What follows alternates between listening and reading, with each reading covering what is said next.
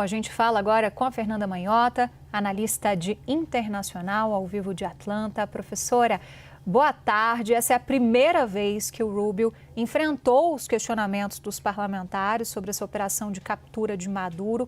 O que o Senado está avaliando neste momento e como a senhora vê essas colocações do Marco Rubio sobre as tentativas prévias que teriam ocorrido?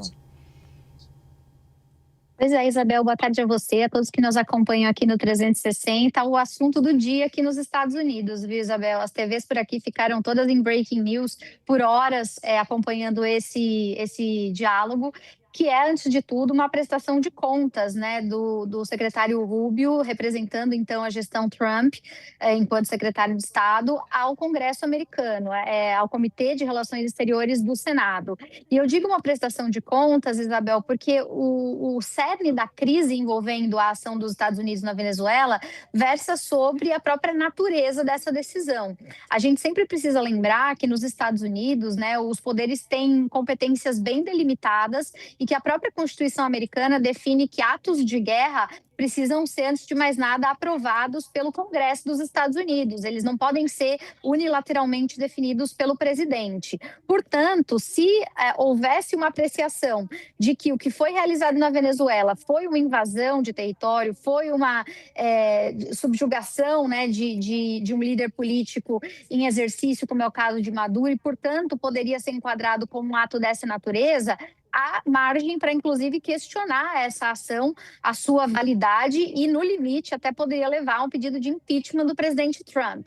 É claro que a gente sabe que o presidente Trump, lá atrás, já prevendo que haveria esse tipo de acusação, ele tentou evitar essa abordagem e, desde o princípio, tem batido na tecla de que não estava em conflito contra a Venezuela e que não estava prendendo Maduro como um chefe de Estado, mas que estaria fazendo isso quase como uma operação policial ligada ao narcotráfico e uma série de particularidades nesse campo em específico. Então, a própria motivação e a narrativa oficial daquele momento já vinha tentando empacotar algum tipo de narrativa que favorecesse e que deixasse os Estados Unidos de Trump com margem para não ter questionamento nas outras instituições. Agora, é claro que as outras instituições, sobretudo o Senado, que tem uma grande quantidade de opositores, né, de democratas, não se convenceram disso facilmente e que estão, em alguma medida, agora querendo entender melhor quais foram os trâmites dessa operação.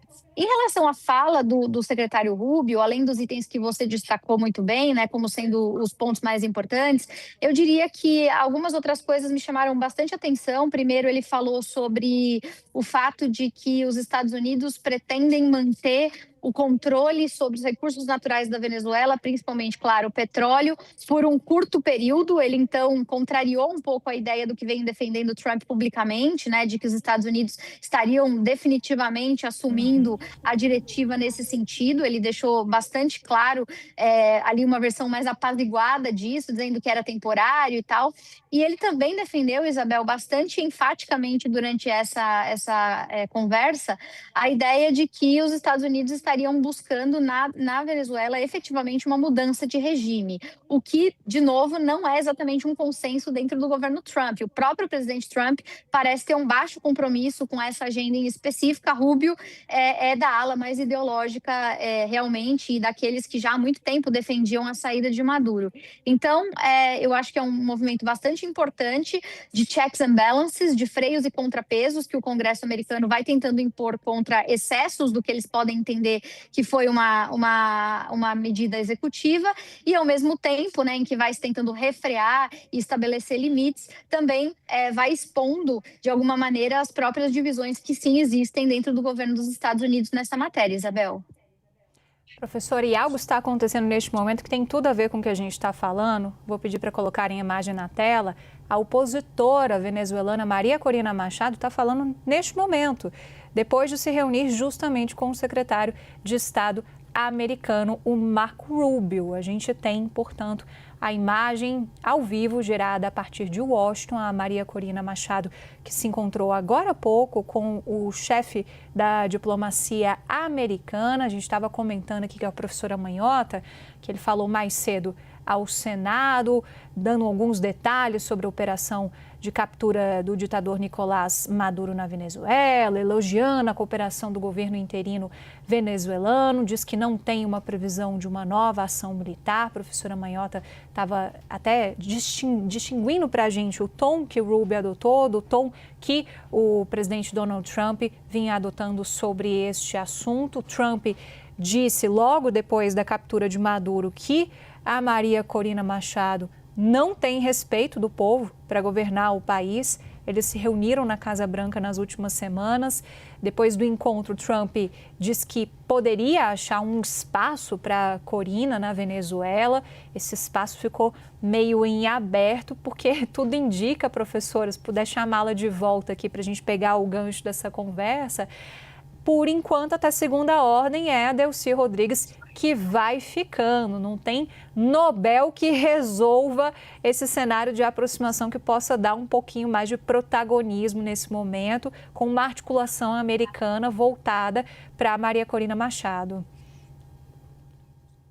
É exatamente isso, Isabel. E é interessante como as informações, às vezes, elas correm em paralelo, né? Ao mesmo tempo em que a diplomacia americana tem sido bastante enfática em dizer que realmente cabe, né, à presidente interina a gestão e a continuidade desse diálogo. Ao mesmo tempo, hoje mesmo, pipocaram aqui nos Estados Unidos várias mensagens, inclusive atribuídas a fontes que viriam da própria CIA, dizendo que as altas autoridades, sobretudo no campo da inteligência aqui dos Estados Unidos, não acreditam que há um certo grau de compromisso de longo prazo, que não há necessariamente uma convergência de interesses no sentido de manutenção da Delcy.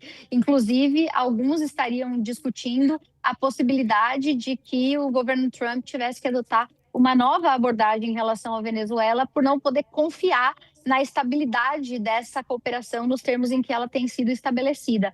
Então, a Maria Corina aparecendo agora e, de novo, ficando um pouco nesse limbo sobre qual o papel que ela desempenha, se ela tem protagonismo suficiente para, de repente, se colocar como uma sucessora, como muita gente imaginava lá atrás, ou se ela está sendo talvez uma massa de manobra, né, do governo Trump para resolver pontualmente algumas articulações, mas sem necessariamente a promessa de que vai conseguir governar o país na sequência. Isso é algo que ainda permanece bastante no ar. A Maria Corina aqui é bastante controversa, assim como na própria Venezuela e em outros lugares.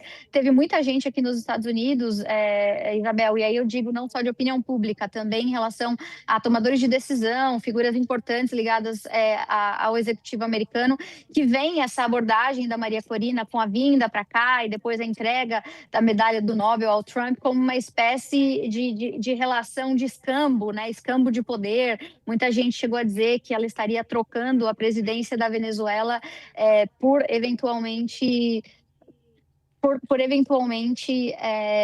uma posição de prestígio com o presidente Trump. Então, enfim, é bastante delicado tudo isso.